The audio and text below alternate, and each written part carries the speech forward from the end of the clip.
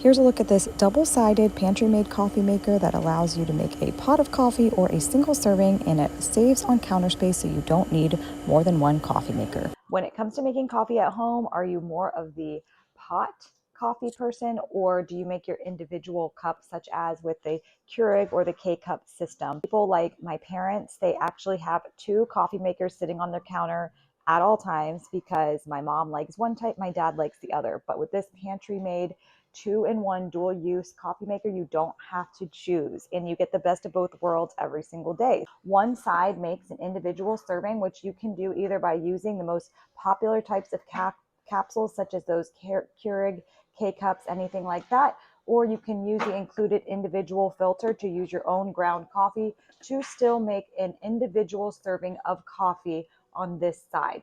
The other side allows you to make up to 12 cups in this pot with this carafe, and it also has this heated plate that will keep your coffee nice and warm.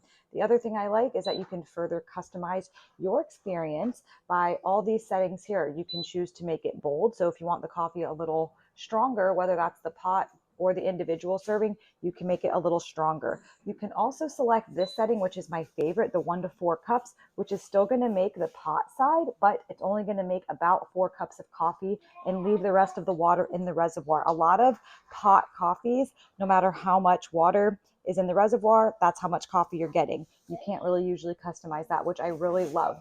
Then you can also set it for brew now if you want to just press the button and have it start making coffee, or you can use the setting to brew later. You can set the timer and set the alarm to start making the coffee in the morning, maybe before you get up. Then on the other side, like I said, you can either use your own ground coffee in the included individual filter, or you can use a capsule that you can get pretty much anywhere. The Keurig cups or anything that size is compatible with this machine.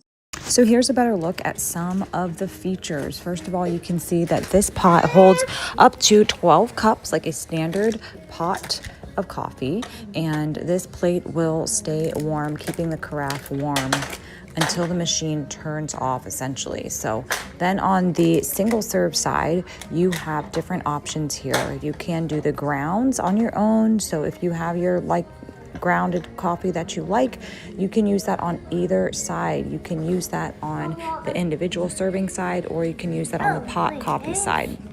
Now, the magic here happens in this little individual filter here that you can put your own coffee in, or like I said, you can use the K-Cups and any of those major brands that are the same size as Keurig.